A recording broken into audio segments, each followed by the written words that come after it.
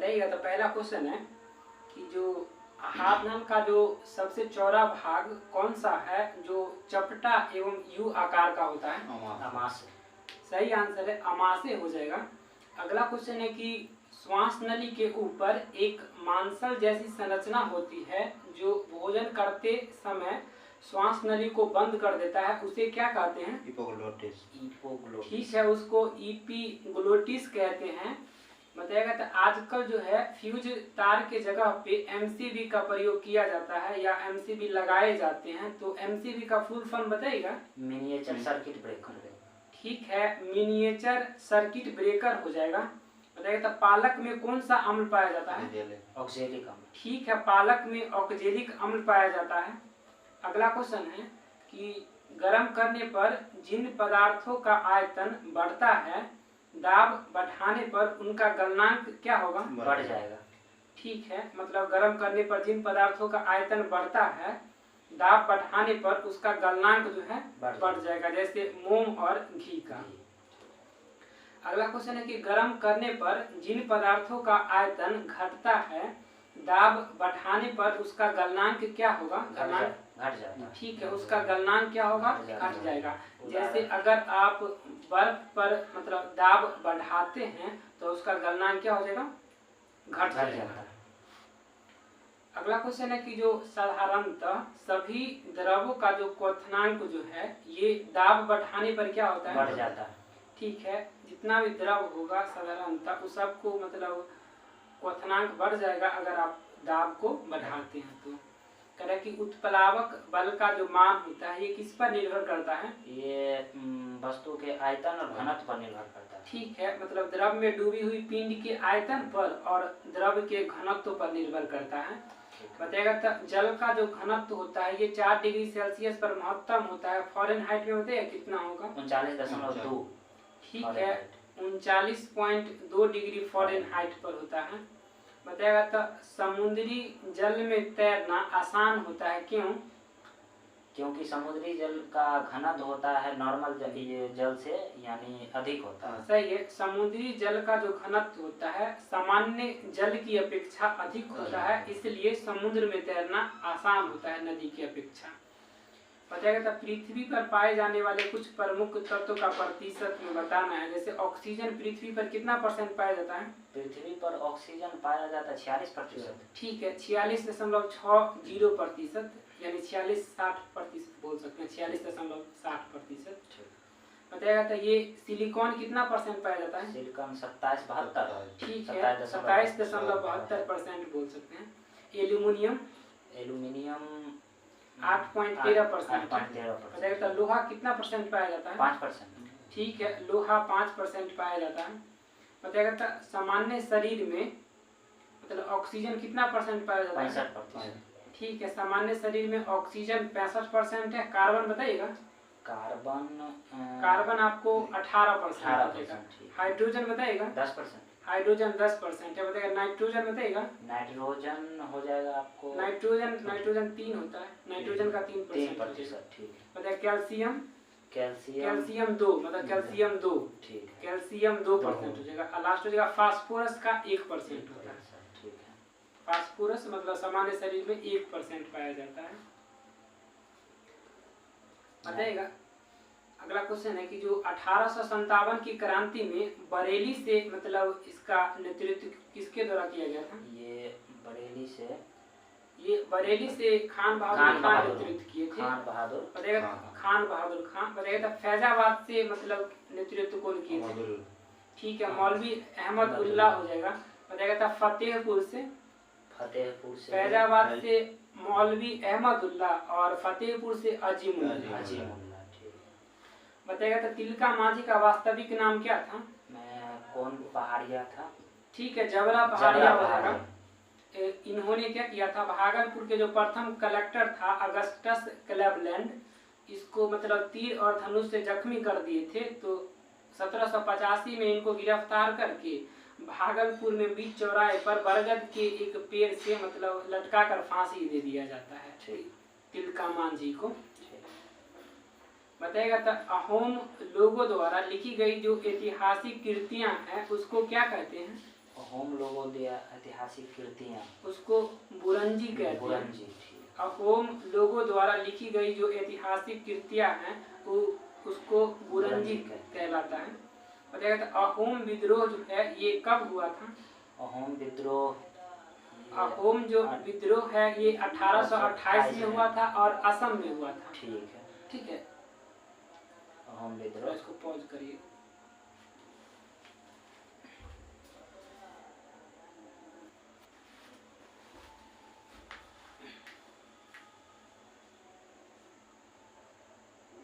चालू है। बताइएगा तो अगला क्वेश्चन है कि अहोम विद्रोह जो था ये 1828 में हुआ था, असम में हुआ था और इसका नेतृत्व जो है गोमधर कुंवर के द्वारा किया गया था। बताइएगा तो पाइक विद्रोह किस राज्य में हुआ था? पाइक विद्रोह, पाइक विद्रोह ये ओडिशा में हुआ था और इसका नेतृत्व जो है बक्सी जगबंधु के द्वारा किया गया था। ठीक है। बताइएगा खांसी विद्रोह से प्रभावित क्षेत्र मतलब किस राज्य में हुआ था? खांसी विद्रोह, असम। ठीक है, खांसी विद्रोह असम में हुआ था और इसका नेतृत्व आपको तीरथ सिंह के द्वारा किया गया था। बताइएगा बहावी आंदोलन जो था ये इससे प्रभावित क्षेत्र का नाम बताइएगा। बहावी आंदोलन बताइए। 1831 में हुआ था और बहावी आंदोलन से प्रभावित क्षेत्र में आपको बिहार और उत्तर प्रदेश का क्षेत्र आ जाएगा। ठीक है। और इसका नेतृत्व जो है सैयद अहमद तुत्ती मीर के द्वारा किया गया था। बताइएगा भील विद्रोह कहाँ हुआ था? भील विद्रोह ये पश्चिमी घाट में, पश्चिमी घाट महाराष्ट्र में हुआ था और इसका नेतृत्व आपको सेवाराम के द्वारा किया गया था। बताइएगा रामोसी विद्रोह का नेतृत्व किसके द्वारा किया गया था? रामोसी विद्रोह का नेतृत्व किया गया था, ये चित्तर सिंह के द्वारा किया गया था और ये भी आपको पश्चिमी घाट में हुआ था। बताइएगा कोल विद्रोह जो कि छोटा नागपुर झारखंड में हुआ था, ये इसका किसके द्वारा किया गया था? कोल विद्रोह छोटा इससे प्रभावित क्षेत्र हो जाएगा छोटा नागपुर झारखंड का जो क्षेत्र था, इससे इसका नेतृत्व आपको बुद्धू भगत के द्वारा किया गया था और ये 1831-32 में हुआ था। ठीक है। बताइएगा भूमिज विद्रोह, ये भूमिज विद्रोह जो है ये कहाँ हुआ था? रांची, ठीक है, रांची झारखंड में हुआ था और इसका नेतृत्व गंगा नारायण सिंह के द्वारा किया गया था और ये आपको 1832 में हुआ था। बताइएगा पार्थिव ग्रह या आंतरिक ग्रह के अंतर्गत कौन सा 4 ग्रह आता है? आंतरिक ग्रह बुध, शुक्र, पृथ्वी, मंगल। ठीक है, पार्थिव ग्रह या आंतरिक ग्रह के अंतर्गत बुध, शुक्र, पृथ्वी और मंगल आता है। बताइएगा बाह्य ग्रह, जोबियन ग्रह या आउटर प्लानिट के अंतर्गत कौन कौन ग्रह आते हैं? बृहस्पति, शनि, अरुण, वरुण। ठीक है, बृहस्पति, शनि, अरुण और वरुण ग्रह आता है। बताइएगा सूर्य से दूरी के अनुसार ग्रह का क्रम बताइएगा। बताएंगे।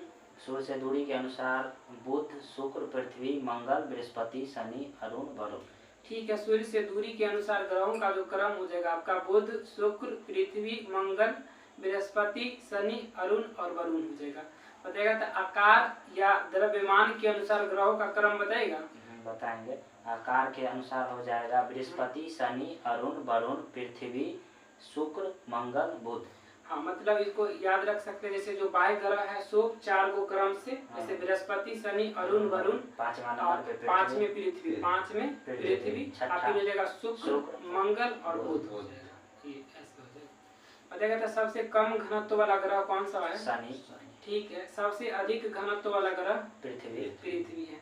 बताइएगा तो किन 2 ग्रहों का घूर्णन की दिशा जो है पूर्व से पश्चिम अर्थात क्लॉकवाइज है, जबकि अन्य सभी ग्रहों के घूर्णन की दिशा जो है पश्चिम से पूर्व एंटी क्लॉकवाइज है? ये शुक्र और अरुण हो जाएगा। ठीक है, शुक्र और अरुण ग्रह जो है क्लॉकवाइज घूमती है, बाकी सब जो है एंटी क्लॉकवाइज घूमती है। बताइएगा नॉर्वे में जो है अर्धरात्रि के समय जो है ये सूर्य दिखाई देता है, ये कब? 21 जून को दिखाई देता है। नॉर्वे में अर्धरात्रि के समय जो सूर्य दिखाई देता है यह 21 जून को दिखाई देता है। विश्व योग दिवस 21 जून। ठीक। बताइएगा ब्लैक हिल, ब्लू हिल और ग्रीन हिल पहाड़ियाँ जो है ये किस देश में है? अमेरिका।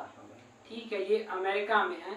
बताइएगा विली विली जो है ये किस देश का स्थानीय शीतल हवा है? ऑस्ट्रेलिया। ठीक है, ऑस्ट्रेलिया का है विली विली। और बताइएगा पेपागाओ जो है ये कहाँ का स्थानीय शीतल हवा है? पेपागाओ फिलीपींस का। पेपागाओ मैक्सिको का है, मैक्सिको और का। पेम्पीरो आपको हो जाएगा अर्जेंटीना का हो जाएगा। पेम्पीरो अर्जेंटीना। बताएगा था सफेद हाथियों का मतलब भूमि किस देश को कहा जाता है? थाईलैंड। ठीक है, मतलब लैंड ऑफ व्हाइट एलिफेंट्स कहिए या सफेद हाथियों का देश आपको थाईलैंड को कहते हैं। थाईलैंड की राजधानी कहाँ हो जाएगी? मनीला, सॉरी थाईलैंड की राजधानी बैंकॉक हो बैंकॉक। जाएगा। और थाईलैंड की मुद्रा अगर पूछे तो बेहत हो जाएगा। बहुत ठीक। बताएगा था लैंड ऑफ थाउजेंड्स एलिफेंट्स यानी 1000 हाथियों की भूमि किस देश को कहा जाता है? ये देश आपको लाओस हो जाएगा। लाओस कल के क्लास में पढ़े थे कि लाओस की मतलब मुद्रा और राजधानी के बारे में पढ़ते। बताएगा लाओस की मुद्रा क्या है, कल पढ़े। लाओस की मुद्रा कीप। ठीक है, कीप बोलिए, मतलब गूगल करिएगा तो डायरेक्ट कीप लिखता है, लेकिन लुसेंट देखिएगा तो न्यू कीप लाओ, बीच में कीप है ना, उसी को शायद लगता है शॉर्ट में वहाँ की मुद्रा के तौर पर जाना जाता है। न्यू ऐसे न्यू कीप लाओ लुसेंट में दिया हुआ था। इसका अगर लाओस की राजधानी की बात करें तो वियंतियान है। बताएगा तो ये मकाऊ का मुद्रा बताएगा, मकाऊ का मुद्रा क्या है? मकाऊ का मुद्रा है पटाका। पटाका, हाँ ठीक। और मकाऊ का कैपिटल कहाँ हो जाएगा? ये मकाऊ ही हो जाएगा। बताएगा तो फिलीपींस का मुद्रा बताएगा? फिलीपींस का मुद्रा पीसो हो जाएगा। पीसो। और फिलीपींस की राजधानी बताएगा? मनीला। ठीक है, फिलीपींस की राजधानी मनीला और मुद्रा आपको पीसो हो जाएगा। बताएगा पश्चिमी घाट का जो प्रमुख कुछ दर्रा है, 4 दर्रा है, इसमें बताएगा था मुंबई एवं पुणे के बीच जो संपर्क मार्ग बनाता है, ये कौन सा दर्रा है? ये हो जाएगा आपको मुंबई भोर घाट। ठीक है, जैसे इसको याद रख सकते हैं, पुणे से याद रख सकते हैं पूरब, पूरब में सूर्योदय होता है, ठीक है ना, तो मतलब भोर सूर्योदय बोलिए, अर्थात मुंबई पुणे जो है आपको भोर घाट हो जाएगा। मुंबई और नासिक को कौन सा दर्रा जोड़ता है? ठीक है, जैसे मुंबई मतलब नासिक है तो नासिक से जोड़ के याद रखें, नासिक से नाश्ता, ठीक है ना, नाश्ता मतलब थाली में करते हैं तो थाल घाट, ठीक है ना, नासिक मुंबई नासिक थाल घाट हो जाएगा। बताइए तो कोयम्बटूर एवं कोच्चिन को कौन सी दर्रा जोड़ता है? पाल घाट। ठीक है, कोयम्बटूर और कोच्चिन को आपको पाल घाट दर्रा जोड़ता है। जैसे के का मतलब अगर रीजनिंग में आए तो के का पी होता है, तो के है तो के का पी हो जाएगा, मतलब पाल घाट। बताएगा तिरुअनंतपुरम एवं मदुरै को कौन सा दर्रा जोड़ता है? ठीक है, ये लास्ट वाला हो जाएगा, तो तिरुअनंतपुरम एवं मदुरै को आपको सेनकोट दर्रा जोड़ता है। अगर ऊंचाई का बात करें तो जैसे महाराष्ट्र अर्थात जो पश्चिमी तरफ सब है, मतलब उधर पश्चिम से अगर दक्षिण इधर आते हैं, नीचे आते हैं तो ऊंचाई जो है घटते जाता है। जैसे सबसे ज्यादा ऊंचाई है आपको भोर घाट, 630 मीटर ऊंचा। उसके बाद थाल घाट है 580 मीटर, उसके बाद है पाल घाट 305 मीटर और सेनकोट है 280 मीटर। ठीक है, बताएगा तो ये यमुना की सहायक नदी बताएगा? केन नदी, बेतवा नदी, चंबल नदी, ये सब यमुना की सहायक नदी। जैसे याद रख सकते हैं KBC, केन, बेतवा और चंबल, ये यमुना की सहायक नदी है। और हाँ, केन, बेतवा और चंबल। यमुना नदी का जो उद्गम है ना, ये बंदरपूछ के पश्चिमी ढाल पर यमुनोत्री हिमानी से निकलती, यमुना नदी निकलती है। बताएगा तो यमुना नदी की लंबाई लगभग कितना है? 1300। ठीक है, 1300 लगभग 1375 किलोमीटर। और यमुना नदी जो है ना, ये गंगा नदी से ये प्रयागराज जो इलाहाबाद का, जिसका इलाहाबाद पहले नाम था, तो इसमें मतलब प्रयागराज में मतलब गंगा नदी दाहिने तरफ से, गंगा में यमुना नदी दाहिने तरफ से जाकर मिलती है। बताएगा तो नीली क्रांति का संबंध किससे है? मछली उत्पादन से। ठीक है, मत्स्य पालन। लाल क्रांति का संबंध टमाटर और मांस, टमाटर या मांस उत्पादन से। सही है। गुलाबी क्रांति का संबंध झींगा, ठीक है, झींगा मछली के उत्पादन से है। बताएगा तो ये नीली क्रांति का जनक किसको कहा जाता है? ये हीरालाल, ठीक है, हीरालाल चौधरी और अरुण कृष्णन को कहा जाता है। बताएगा तो लाल क्रांति का जनक किसे कहा जाता है? लाल क्रांति का जनक ये कोनो विशाल तिवारी को कहा जाता है। और गुलाबी क्रांति का जनक किसे कहा जाता है? गुलाबी क्रांति का जनक आपको दुर्गेश पटेल को कहा जाता है। बताएगा तो मूल अधिकार के तहत जो शोषण के विरुद्ध अधिकार जो है, ये किन 2 अनुच्छेदों में है? शोषण के विरुद्ध अधिकार हो जाएगा आपको 23-24 में। ठीक है, अनुच्छेद 23 और 24 में इसका चर्चा किया गया है। बताएगा तो मानव के बलात् श्रम अर्थात किसी से आप मतलब बेगारी नहीं करवा सकते हैं। और दुर्व्यवहार का जो प्रतिषेध है, ये कौन सा अनुच्छेद करता है? ये 23 में। ये अनुच्छेद 23 करता है। अतः कारखानों आदि में मतलब 14 वर्ष से कम आयु के बच्चों का नियोजन जो है ना, ये प्रतिषेध है। ये कौन सा अनुच्छेद है? 24 में। ये अनुच्छेद आपको 24 हो जाएगा। अतः मूल अधिकार के तहत धर्म की स्वतंत्रता का जो अधिकार है, ये किन अनुच्छेदों में इनका चर्चा किया गया है? 25 से 28। सही है, 25 से 28 हो जाएगा। बताएगा तो अंतःकरण की और धर्म को अबाध रूप से मानने, आचरण और प्रचार करने की जो स्वतंत्रता है, ये किस अनुच्छेद में है? 25 में। ठीक है, ये अनुच्छेद 25 में है। आपको बताया था धार्मिक कार्यों की प्रबंधन की जो स्वतंत्रता है, ये किस अनुच्छेद में है? 26 में। ये आपको अनुच्छेद 26 में है। बताया था राज्य जो है किसी व्यक्ति को ऐसे कर देने के लिए बाध्य नहीं कर सकता है जिसकी आय जो है ना किसी विशेष धर्म अथवा धार्मिक संप्रदाय के उन्नति के लिए दी गई हो। ये कौन से अनुच्छेद? ये अनुच्छेद 27 में। ठीक है, ये अनुच्छेद आपको 27 में है। अनुच्छेद 8 मतलब कहता है कि अगला क्वेश्चन है, जो राज्य जो है ना विधि से पूर्णतः पोषित किसी शिक्षा संस्थानों में ना कोई धार्मिक शिक्षा नहीं दी जाएगी। कौन सा अनुच्छेद इसका प्रावधान करता है? 28। ये 28 हो जाएगा। बताया था संस्कृति और शिक्षा संबंधी अधिकार जो है, ये किन दो अनुच्छेदों में है? संस्कृति और शिक्षा संबंधी अधिकार हो जाएगा ये आपको 29 और 30 में। बताया था अल्पसंख्यक वर्गों के हितों का जो संरक्षण है, ये कौन से अनुच्छेद में है? अल्पसंख्यक वर्गों के हितों का संरक्षण अनुच्छेद 29 में। 29 में। ठीक। बताया था अल्पसंख्यक वर्गों को शिक्षा संस्थानों की स्थापना और प्रशासन करने का जो अधिकार है, ये कौन से अनुच्छेद में है? 30 में। ये अनुच्छेद 30 में है। बताया था वर्तमान में कितने समुदायों को अल्पसंख्यकों का दर्जा दिया गया है? 6 गो समुदाय है। बताइएगा कौन कौन सा है? ये हो जाएगा आपको ईसाई, सिख, बौद्ध, जैन, पारसी, मुस्लिम। 6 गो है। बताइएगा था ये अगला क्वेश्चन है कि अल्पसंख्यकों के विकास से संबंधित जो प्रधानमंत्री का 15 सूत्रीय कार्यक्रम है, ये कब प्रारंभ हुआ था? ये 15 सूत्रीय कार्यक्रम 2005 में हुआ था। कि अल्पसंख्यकों के विकास से संबंधित जो प्रधानमंत्री का 15 सूत्रीय कार्यक्रम है, ये कब प्रारंभ हुआ था? 2005 में हुआ था।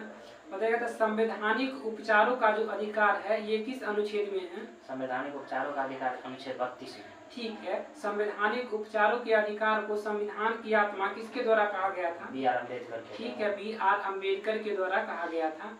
बताएगा तो ये सर्वोच्च न्यायालय या उच्चतम न्यायालय जो है, ये रीट जारी करता है। ये किस अनुच्छेद के तहत? ये अनुच्छेद 32 के तहत। अनुच्छेद 32 के तहत करता है। और कितने प्रकार की रीट जारी कर सकता है? 5 प्रकार की रीट जारी कर सकता है। बताइए तो उच्चतम न्यायालय जो है, ये किस अनुच्छेद के तहत रीट जारी करता है? सॉरी, उच्च न्यायालय। उच्चतम न्यायालय तो 32 हो गया। उच्च न्यायालय 226। ठीक है, उच्च न्यायालय जो रीट जारी करता है, ये अनुच्छेद 226 के तहत करता है। बताया था ये उच्चतम न्यायालय जो 5 तरह के जो रीट जारी करता है, उसको एक बार देख लेते हैं। बताया था बंदी प्रत्यक्षीकरण रीट में क्या होता है? बंदी प्रत्यक्षीकरण रीट में होता है जो किसी भी आदमी को जब बंदी बनाया जाता है तो उसको सशरीर न्यायालय के समक्ष उपस्थित करना होता है। बंदी प्रत्यक्षीकरण को हैबियस कॉर्पस रीट भी कहते हैं। और मतलब इसके द्वारा बंदी बनाए गए व्यक्ति को न्यायालय के समक्ष सशरीर मतलब प्रस्तुत किया जाता है, मतलब उपस्थित किया जाता है, जिससे न्यायालय जो है मतलब उसके मतलब गिरफ्तार करने का जो कारण सही है या नहीं उसका निर्णय ले सके, इसलिए उसको। अब बताएगा तो ये बंदी प्रत्यक्षीकरण रीट जो है ना, सार्वजनिक प्राधिकरण और प्राइवेट व्यक्ति दोनों के खिलाफ जारी किया जा सकता है। ठीक, ये दोनों के खिलाफ जारी किया जा सकता है। और मतलब बताइएगा तो ये किस आर्टिकल के तहत जो है आपातकाल के समय भी मतलब बंदी प्रत्यक्षीकरण रीट जो है ये निलंबित नहीं हो सकता है। मतलब अनुच्छेद 352 में के तहत जो आपातकाल अगर लागू है तो उसके समय भी मतलब बंदी प्रत्यक्षीकरण रीट जो है ये निलंबित नहीं हो सकता। बताइएगा तो ये परमादेश जो है, नहीं इसको सुन लीजिएगा, परमादेश इसको मैंडामस बोलते हैं इंग्लिश में। इसका शाब्दिक अर्थ होता है हम आदेश देते हैं। ठीक है ना। इसमें होता है कि जब कोई पदाधिकारी जो है अपने कर्तव्य का पालन नहीं करता है तो न्यायालय द्वारा परमादेश रीट जारी करके उसको अपने कर्तव्य का पालन करने के लिए आदेश दिया जाता है। इसका अर्थ ही होता है परमादेश मतलब हम आदेश देते हैं। बताइए था क्या राष्ट्रपति, राज्यपाल या किसी मतलब प्राइवेट पर्सन के लिए ये परमादेश रीट जारी किया जा सकता है? नहीं। ठीक है, राष्ट्रपति और राज्यपाल के खिलाफ जो है ये परमादेश रीट जारी कोई भी मतलब न्यायालय नहीं कर सकता है। बताएगा तो ये हम बताते हैं आपको, बताइएगा ये कौन सा रीट है, हम विशेषता बताते हैं। जैसे कहता है कि इसका शाब्दिक अर्थ होता है रोकना, ठीक है ना। इसे सर्वोच्च न्यायालय या उच्च न्यायालय द्वारा निम्न न्यायालयों या अर्ध न्यायिक न्यायालयों को आदेश देते हुए यह रीट जारी किया जाता है कि इस पर मतलब इस मामले पर कोई कार्रवाई न करे, क्योंकि यह मामला जो है आपके अधिकार क्षेत्र से बाहर का है। ये कौन सा रीट जारी? ये रीट हो गया प्रतिषेध।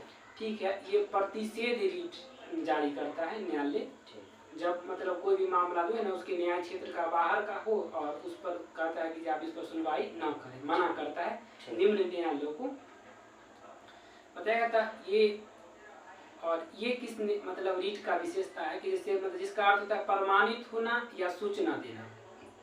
जब निम्न न्यायालय या अधीनस्थ न्यायालय जो है अपनी अधिकारिता से बाहर जाकर निर्णय मतलब दिया हो या देता है, तो और जो निर्णय जो हो ये प्राकृतिक न्याय के सिद्धांत के विरुद्ध हो, तो मतलब न्यायालय जो है इस पर कौन सा रीट जारी करेगा?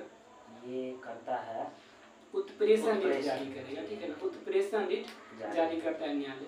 और अगर कोई भी जैसे निम्न न्यायालय या अर्ध न्यायिक न्यायालयों में अगर कोई भी मामला अगर लंबित है बहुत दिनों से या उसका बोझ बहुत ज्यादा बढ़ गया है छोटे न्यायालयों पर, तो उस सिचुएशन में भी मतलब जो वरिष्ठ न्यायालय है ये रीट जारी करके वो ये आदेश दे सकता है कि जो आपके यहाँ जो लंबित मामला है उसको मतलब वरिष्ठ न्यायालय में भेजिए।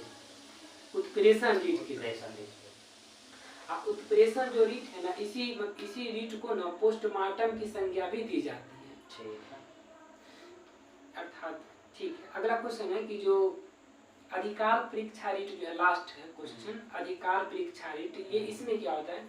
इसमें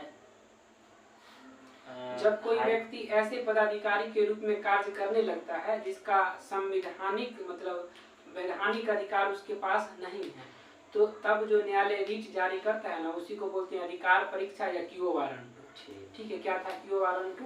जिसमें पदाधिकारी अपने अधिकार से बाहर जाकर कोई कार्य करने लगता है जो उसके अधिकार क्षेत्र में न हो, तो इसके लिए न्यायालय रीट जारी करता है, अधिकार परीक्षा या क्यू वारंटू रीट जारी करता है। आज इतना ही, फिर कल करते हैं आगे से।